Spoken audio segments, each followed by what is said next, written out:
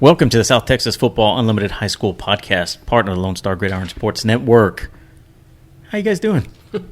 It's probably Friday morning, maybe, right? Depending on when we can get this thing out, depending on the editing and work schedules and whatnot. Today, we have Len Hayward with us again to break down District 16 3A Division 2. Again, we are the Valley. It's still the same day. It's just a couple hours later. The chair is still broken. I'm sorry. No changes on that one. I'm sorry. I was I was trying to do a Mick Foley and it didn't work. From the top of the house. Where's the sock? This is actually the first show where we do not have an interview of a player or a coach. So this episode, we're going to go directly into breaking down the district, right? So before we do that, here's a little something from Lone Star Gridiron. Hey, did you know that Lone Star Gridiron does mini helmets? Yeah, custom designed mini helmets that match your school. When quality and attention to detail are important, choose authentic Lone Star Gridiron mini helmets. Our library currently has hundreds of different Texas high school football teams. If you don't see your helmet, reach out to us about creating one. And hey, they make the coolest fundraisers for your booster clubs. Go to LoneStarGridiron.com and look for mini helmets on the top menu bar. All aboard!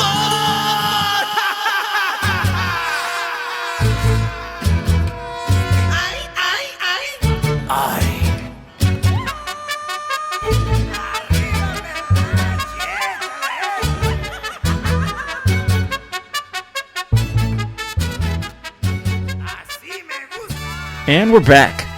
Okay. Okay. That was pretty quick. Go out and get yourself some helmets, right? The helmets are a pretty cool idea. Go get yourself some helmets. Get your booster club, spin them up, contact Lone Star Gridiron. It's a fundraiser. It's going to be very completely good fundraiser. useless if he doesn't put that one in there. Well, he's going to have to now. Yeah. Right.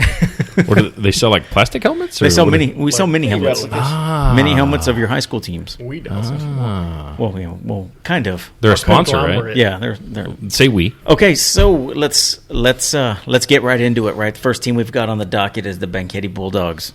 How did they finish last year, Timmy? 2-8. 0-6 in the district. It was a very disappointing season. None of was. us last year when we were doing this breakdown, we didn't see us coming. They had a rough year the year before, but it wasn't as bad as it was this past season. Coach Hermes has been there. He's been there for a few years. Yeah. I want to say at least 7. Yeah. That's what I want to say. And he had the added job of coaching softball this spring. He did. He did. That's a heck of a transition. And they actually did very good. They went to the regional final. Yeah. Where they lost to Hallettsville. So, see, it has been done. See, Kingsville's new coach, remember we talked about this before? Yeah. He's there. Yeah. They hired him as the head baseball coach, and he's the athletic director, and he's going to coach football. So it can be done, right? Yeah. Well, it can't. At the 4A level, that's tough. Yeah. That's tough. And I don't think Coach Hermes set out to coach softball. No, probably not. Things happen. Rusty Miller was texting when we were texting back and forth. Rusty was like, "You want the job?" I was like, "No, I don't want that." All right, so they've got a lot coming back this year, right? So they were relatively young last year. Again, another team full of sophomores and juniors. So they've got a lot coming back. Their leading rusher and their leading passer are coming back. And 2 of their 4 top receivers are coming back, right? The numbers 1 and 2 in catches and 1 and 3 in yards. Top 3 tacklers are returning. The big name that sticks out there is Kay Scarborough. 131 tackles, linebacker, first team all-district. Right, then you got Trey Gonzalez, linebacker, 94 tackles, and Omar Munoz, who's a linebacker as well, 66 tackles. So they're pretty stacked right there, right there in the middle. Len, what do you got? What do you know? Well, you can't go anywhere but up in district, and I think that district is right for them to win a couple of games to get in. You know, I mean, I think in a 6-team district, actually in a 7-team district, you really got to win 3.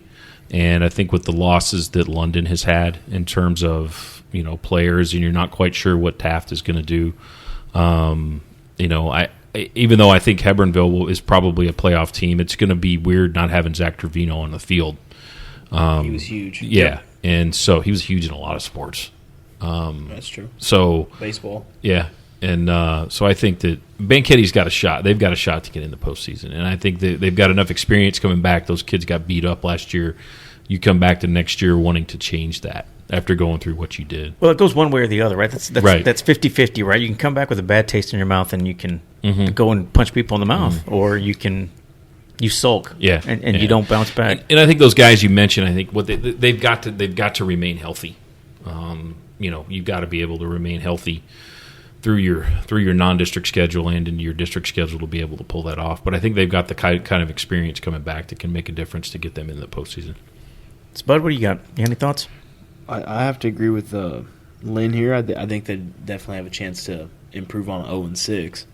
I'm not really taking them for a playoff contender this year, but you never know. Well, I have to agree, because that was when looking at these teams and looking who's coming. A lot of the household names are gone. Yes. Right? Yeah. Heavenville lost Zach Trevino. They lost the Beast, who was in and out last year. The Beast. Yeah.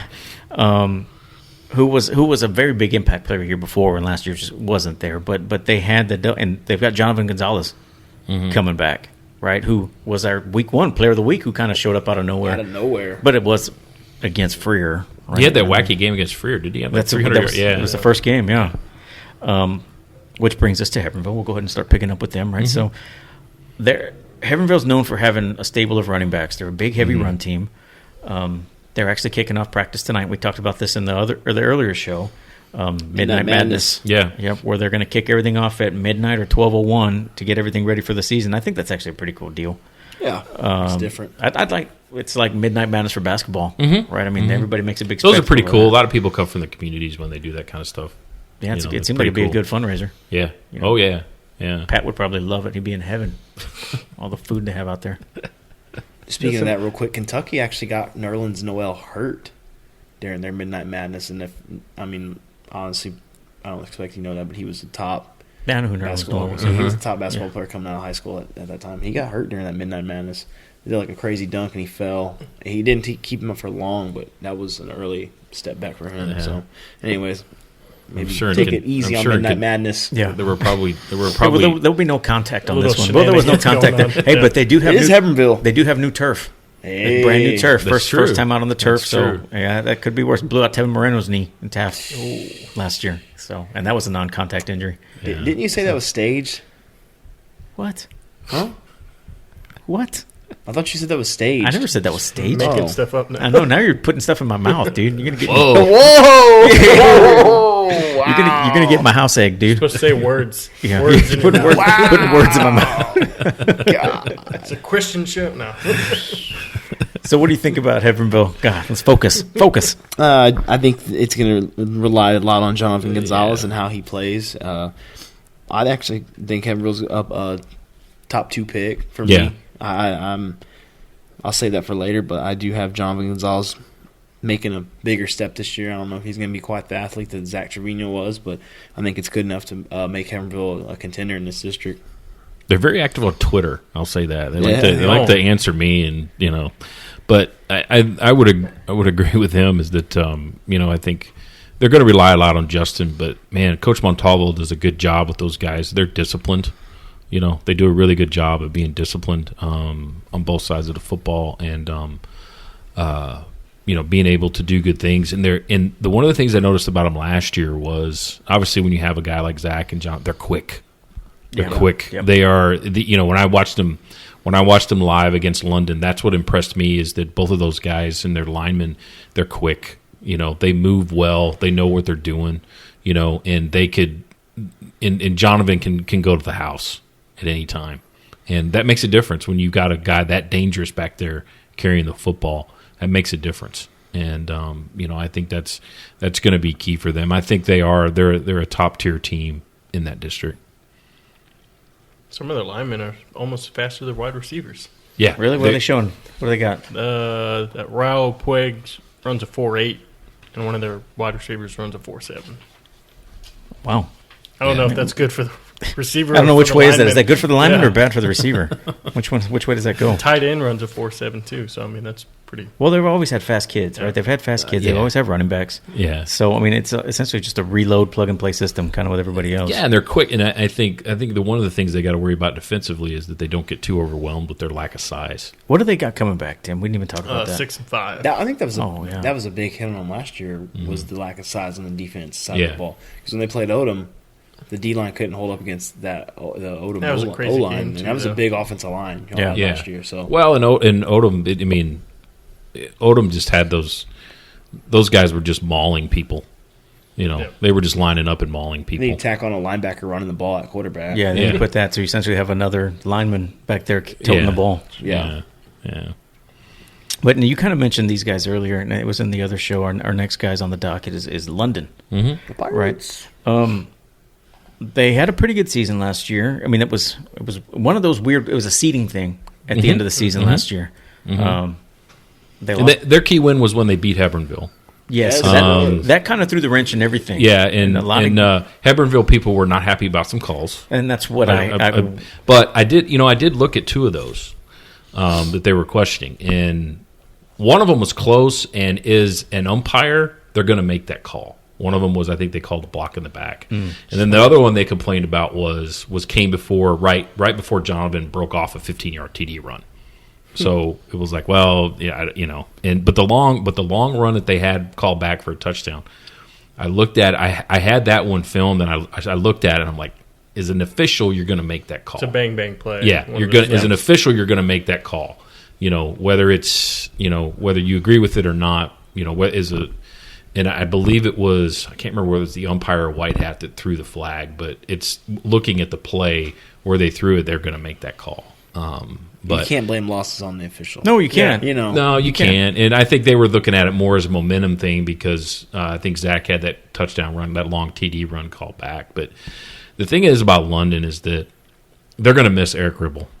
Oh, And without a doubt. I thought it was very funny that there wasn't a mention of him in I publication. was like, really? Because he was everywhere. He was a receiver. He was a running back. He played defense. To me, what was crazy is he was a better soccer player. Oh, yeah, he's going to Tulsa. To play soccer? He's going to play soccer at Tulsa. Yeah, Wow. he's a phenomenal soccer player. I mean, he's Division I. He's a Division I soccer player. He played for London this year. He is phenomenal. But what they did, and that was the thing, Quentin, we would be typing in stuff, and Robbie's one of those coaches that likes to do his stuff the next day instead of calling in that night. So we usually get Robbie's stuff around 4 o'clock in the afternoon on Saturday. Yeah. So when we look at it, it's just like, Eric Ribble returned another interception for a touchdown. Oh, he returned a punt for a touchdown this week. Oh, he returned a kickoff. Oh, he ran, Just running by everybody. Yeah, and they're going to miss him in what he was able to do. And I think the thing is about that program and what Robbie's done is that he's really convinced kids who weren't really football kids to play football. Because Eric's a soccer player. Their quarterback last year was a basketball player. So he's really started to convince some kids that they can play, that they want to play football. And I think that's where he's got to get that program going, because they've got some good support there. And that's because we saw that quarterback last year, and I thought he was prototypical. Yeah. He had the size and everything. He was Cade great. Jones. Yeah, that was his name. he's a basketball player. And I'm pretty sure the guy he threw to, the Grant Glasson kid, was played basketball Yeah, as well. He's 6'4", 6'5". Yeah, he got hurt during basketball season, which killed their opportunity to go to the state tournament. But he was huge in the game against Odom. Well, we were at that game, and It was a honestly, good game. I think they underutilized him because Glasson you're or right. Glasson or Yeah. Ribble. Glasson. Yeah. because both. he was. We had Odom had Smurfs in the defensive backfield. I Yeah. mean, all they had to do was throw a couple of jump balls, Yeah. but I think Yeah, it's you're not seeing right. the forest for the trees in that case. You get tunnel vision, and I think that was some of it. Also, too, is I think in that game, I think Odom wore London down. at the end, Yeah. I mean, and we'll talk about them in a little bit, but so. London lost so many people. It's going to be tough for them to break into the top 3. They're going to be playing they've got so many inexperienced people at so many key positions. Cameron Ralston comes back on the offensive line that helps, but they've lost so many people that it's going to be tough for them to they're going to, if they get in the playoffs, they're going to sneak in. What's the outlook on Ty Leonard, the quarterback, coming in? I don't know. On that yet? I don't know. And That's huge because they're a throwing team. Yeah. Trigger man. I don't know. And but I know they'll be ready to play. I think with them it's like they have to keep their mentality focused and staying positive because if they get frustrated, they might just, because a lot of those kids do so many other things, that it might be tough to keep that team going. You know? We got tagged with some highlights from their linebacker Dimitri Sanchez actually yesterday. Mm-hmm.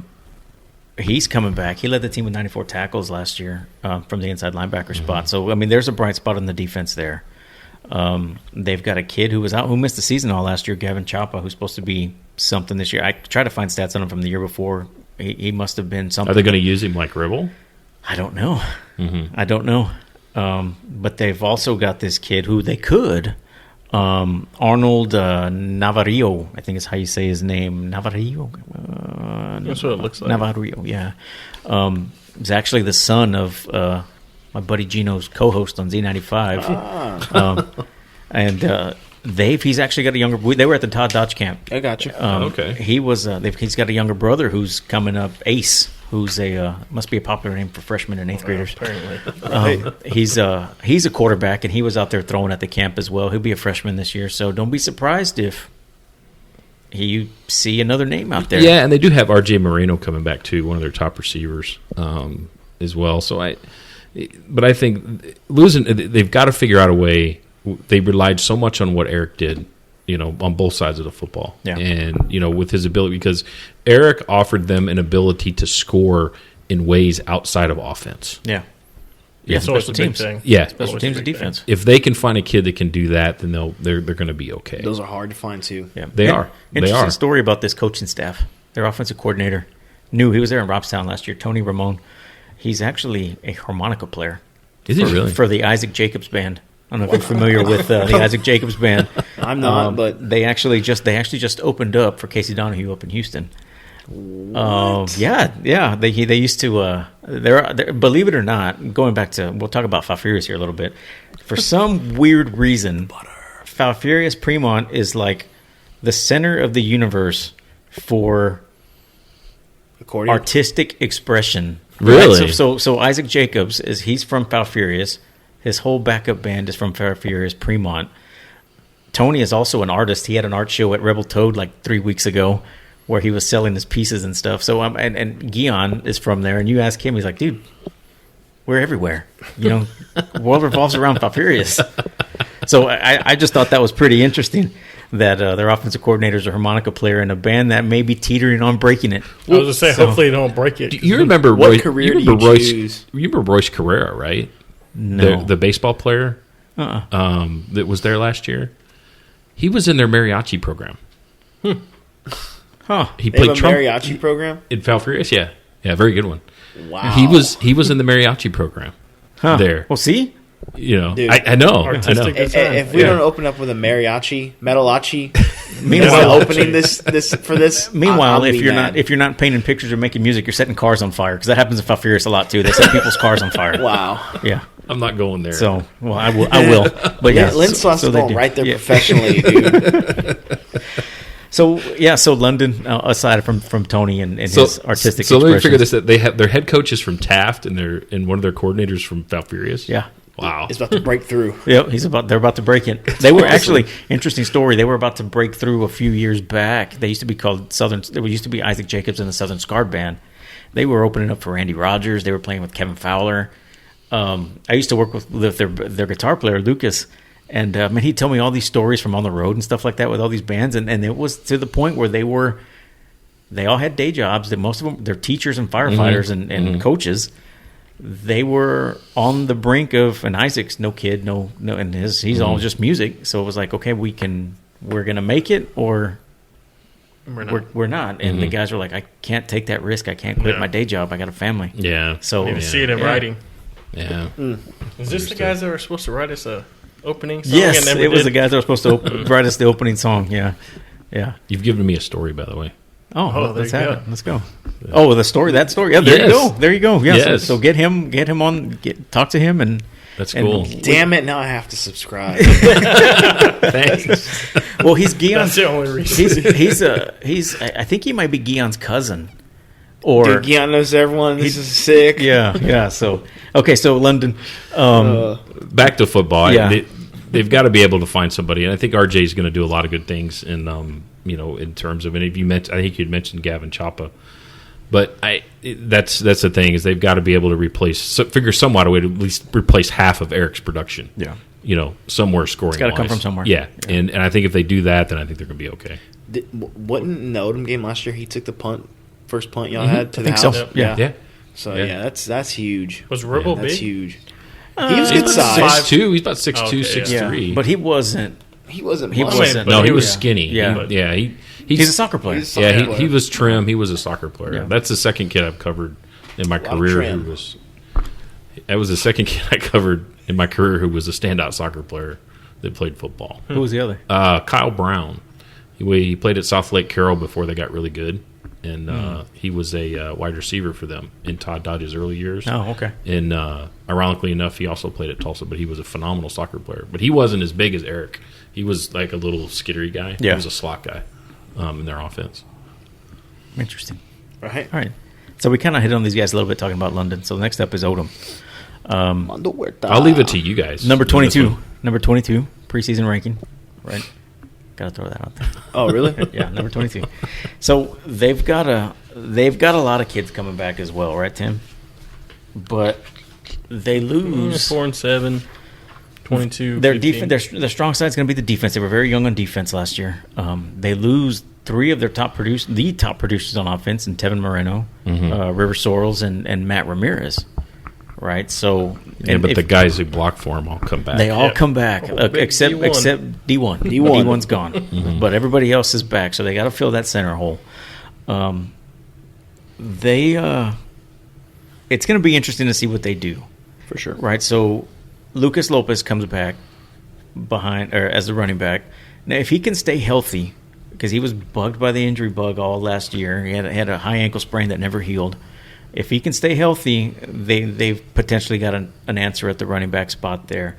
Dylan Andrade is looking to fill Matt Ramirez's spot. He was the number 2 guy last year, so they've got him as well. He's not very big. He's kind of built like Matt. And Matt, if you guys are familiar, Matt's essentially a basketball player who played football. He was the All-South Texas MVP for basketball. So tremendous athlete, good footwork.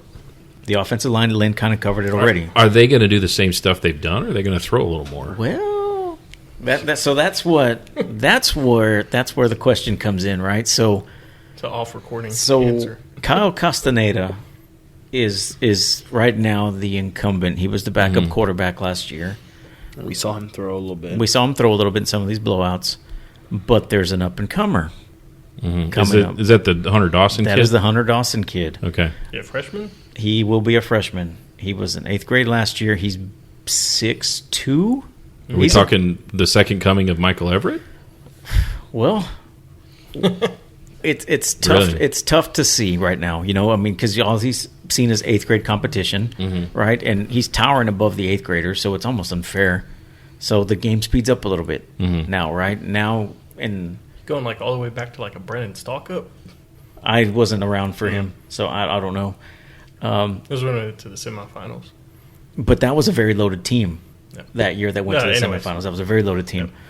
So it's going to be interesting to see what happens there, and we'll find out in the next 2 weeks. Well, Right. luckily enough for them, they have a defensive coordinator as their head coach, and they got a bunch of people coming back defensively, Yep. Yeah. which allows them to do some things, offensively where defense can carry them, early in the season. So it's going to be interesting to see what they do offensive wise, whether they're going to stick with the run or if they're going to start airing it out a little more. And the problem that I see with Odom, and it's what Justin said earlier with some other teams, is you've got to find, if you have somebody that chuck the ball, you got to have somebody that's going to catch it. Yes. Right. And these smaller schools, you don't see it as much with the bigger schools in our area, but these smaller schools, it's hard to find those burners. It is. Like you said, that can open up the game. Miller doesn't have that problem.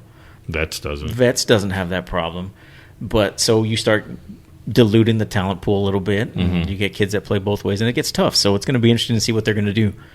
These guys are definitely way bigger than everybody else, though.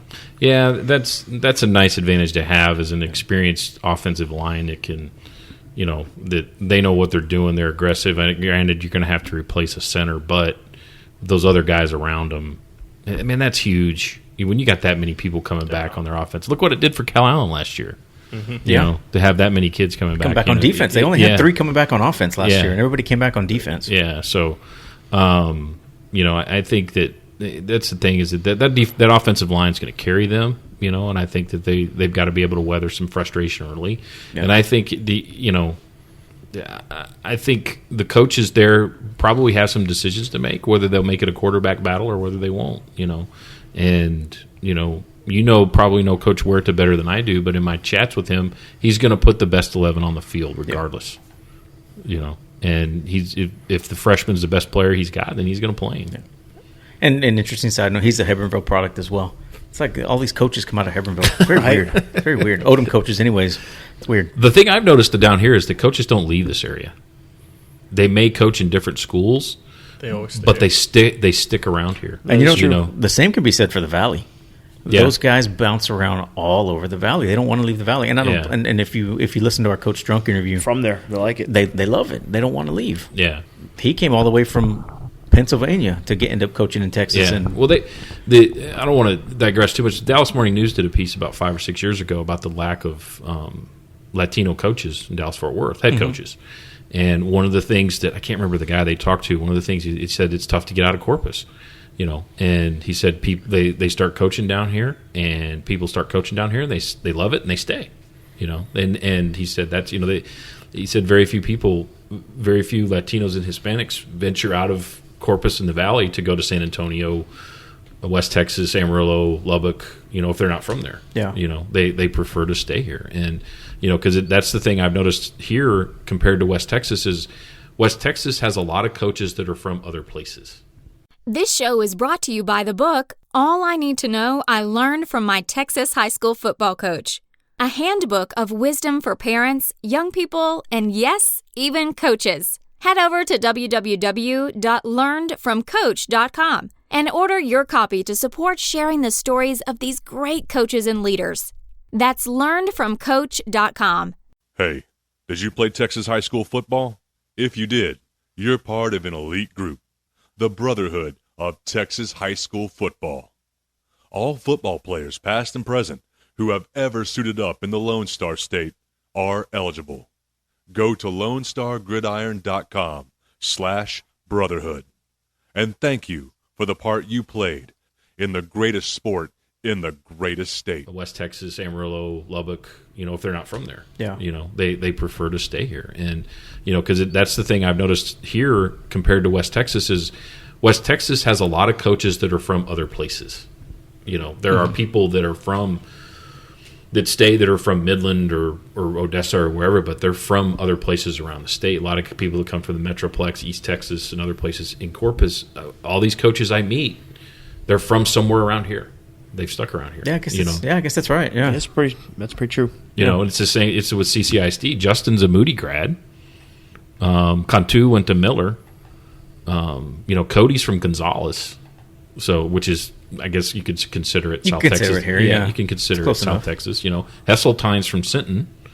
So and Charlton's really the only one Who's from somewhere else, From yeah. somewhere else, yeah.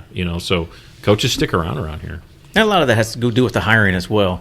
Yeah, Right. So, yeah. so the school board or the athletic director who decides to hire them, I mean, they're going to want somebody from the area that knows the kids and knows what the demographics of the area. In the expectations of a program, Because I mean, let's use Mathis as an example. Mm-hmm. Yeah. Right. And granted, he is a Latino, but he was coaching up at Mesquite Poteet. Yeah. You know, exactly. And you come down here and it's different. Mm-hmm. It's different. Odell James. Yeah. Who just left Bruni. Yeah. He was down here. Well, Red Bomar. Yeah. When he left Freer and went to be a coordinator in the Houston area. So, but that's one of the things I've noticed in working here is that I meet a lot of coaches who are from this area, and you really didn't see that in West Texas. They were typically from somewhere else. Yeah. Oh. Yeah. Interesting. So, Santa Rosa, right? Or do you have anything? Anybody else have anything else on Odom? Skipping Monte Alto.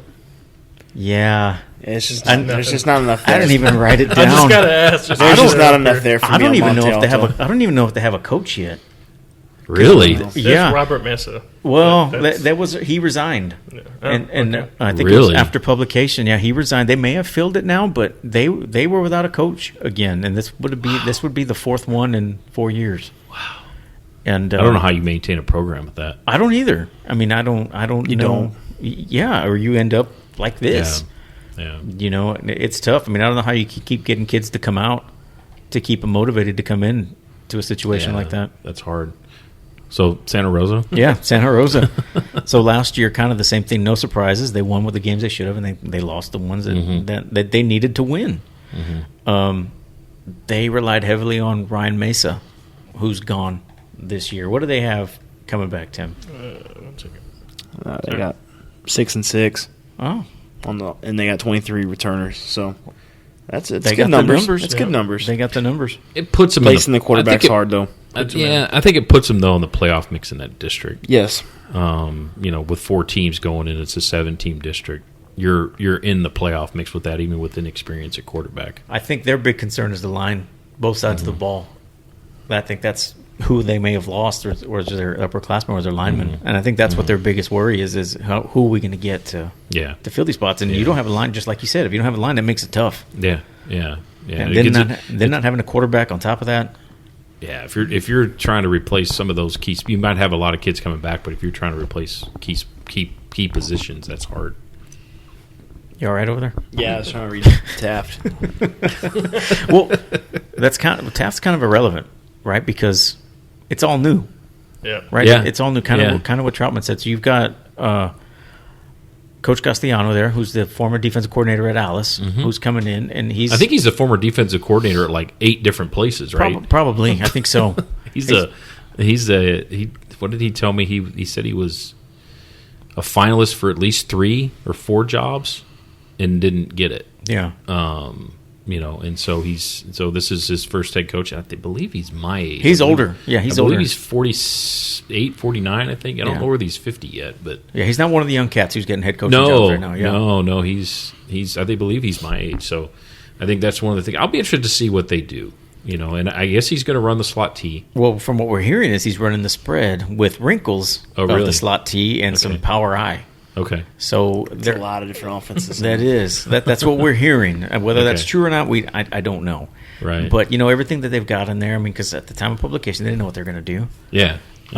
They've got. I'm just not a big fan of that. You need to find. I think you need to stick with identity, especially coming in and trying to establish something like this new program.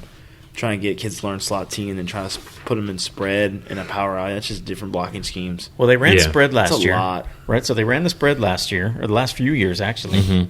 But they ran out of it a lot. Yeah. They had Elias back there, who's now gone. Right? So that's a big hit that they take. They've got Oscar Ozuna, who we've seen him on the camp circuit. He's been going to all these quarterback camps during the summer and trying to get better. That may be why he's spreading it out a little bit. Could be. That's exactly. That's what I would say. Kid's got a gun. Yeah, if he feels comfortable enough with him to spread it out a little bit, he might do that.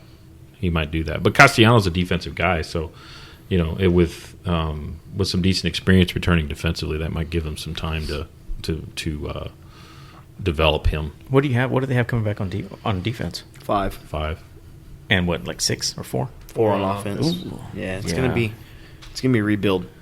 It could be, rebuild, new system, new coach. It could be in for a rough year. Outside of Odom and Hebronville, that district's wide open. Yeah.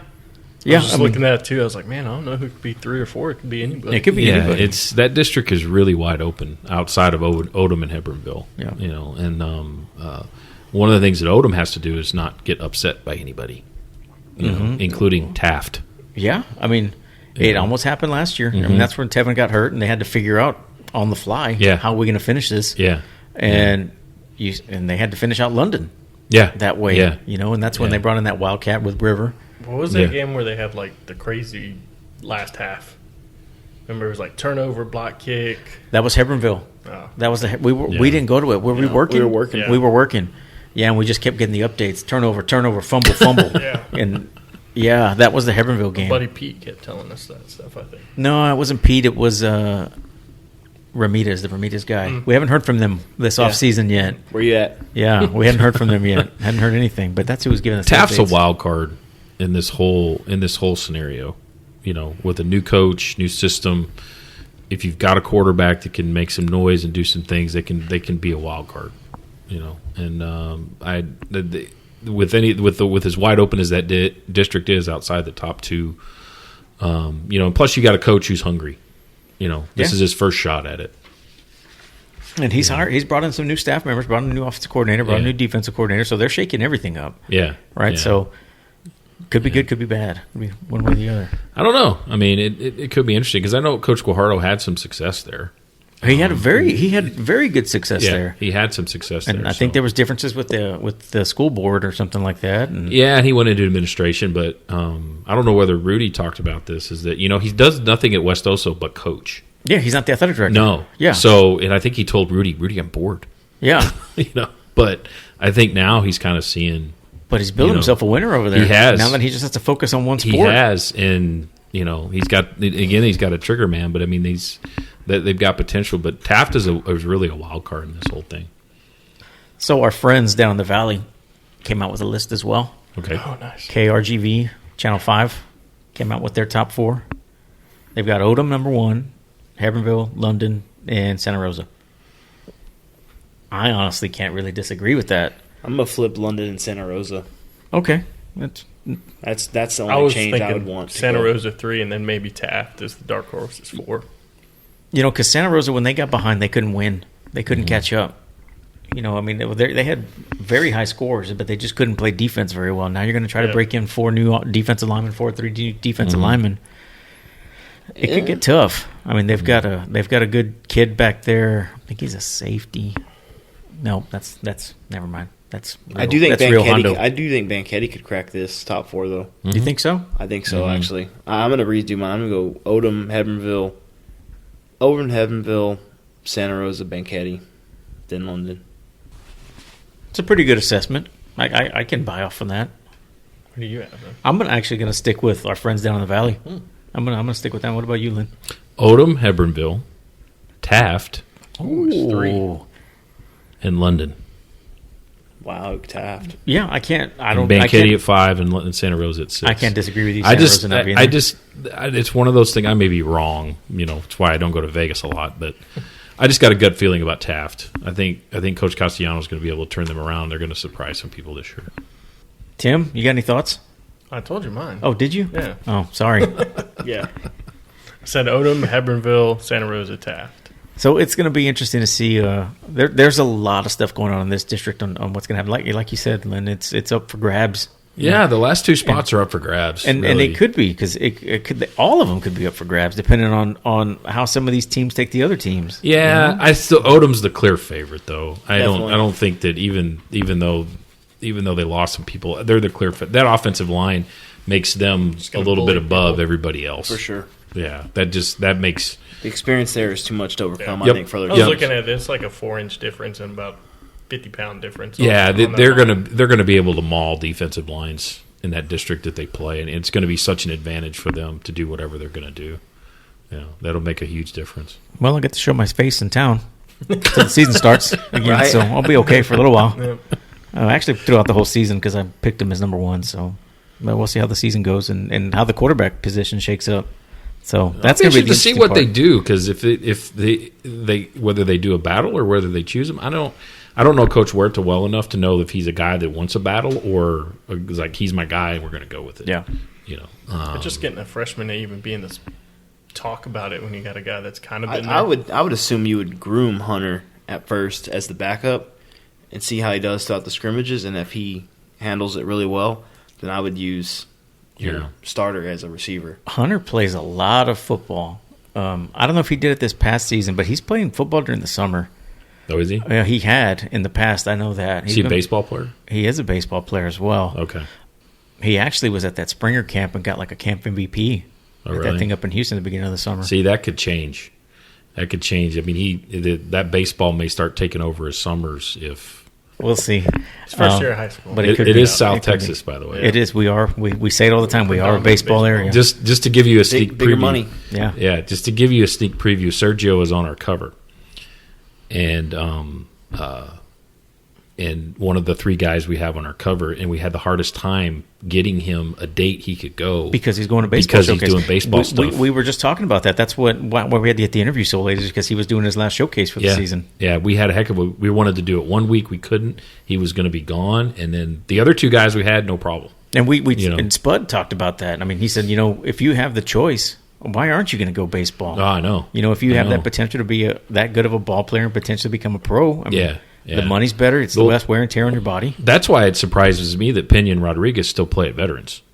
still play football at Veterans, especially Pena, because he's going to be drafted in 2 years. He's going to, if he stays healthy and does what he's supposed to do, Dalen Pena is going to be drafted. Yeah, he's doing the same thing. I worked with his uncle as well. His uncle and is Roy his uncle?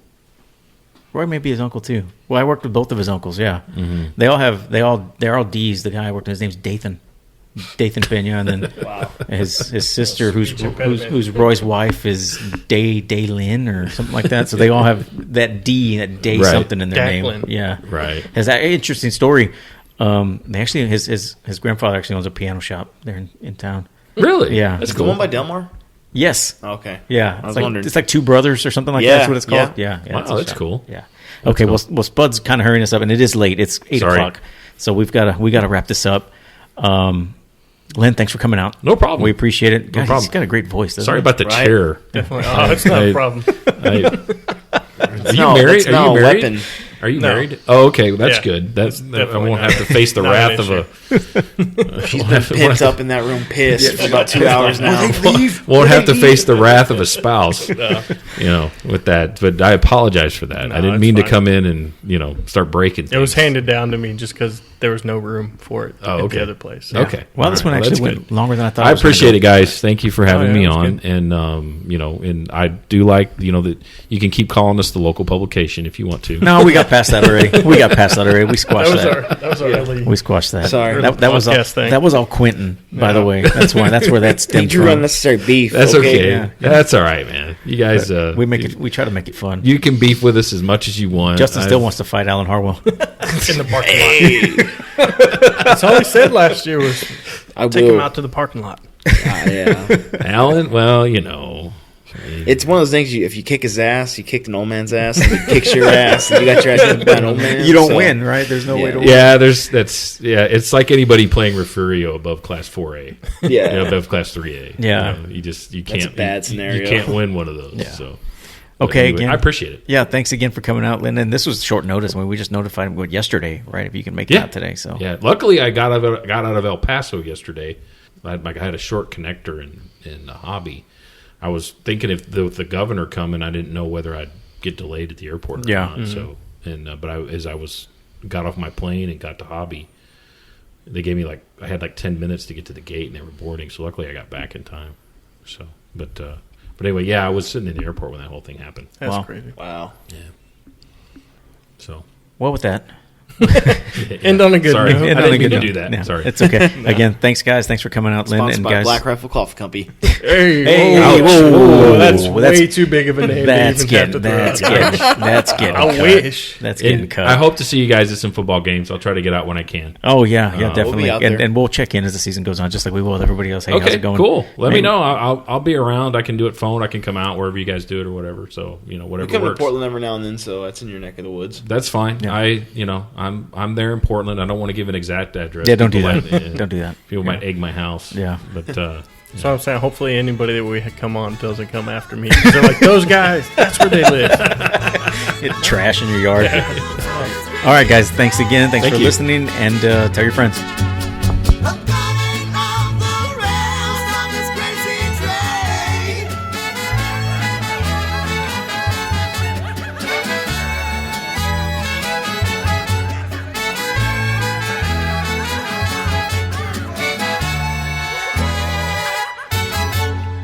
You're listening to the Lone Star Gridiron Sports Network.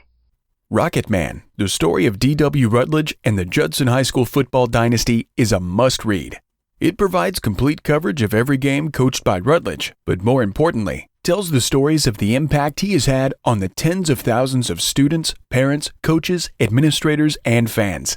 Dr. Charles Breitup and Chris Daly, both well-known in the Texas high school football community, joined forces to tell this much-needed and inspiring tale. Get your copy now at rocketmanbook.com.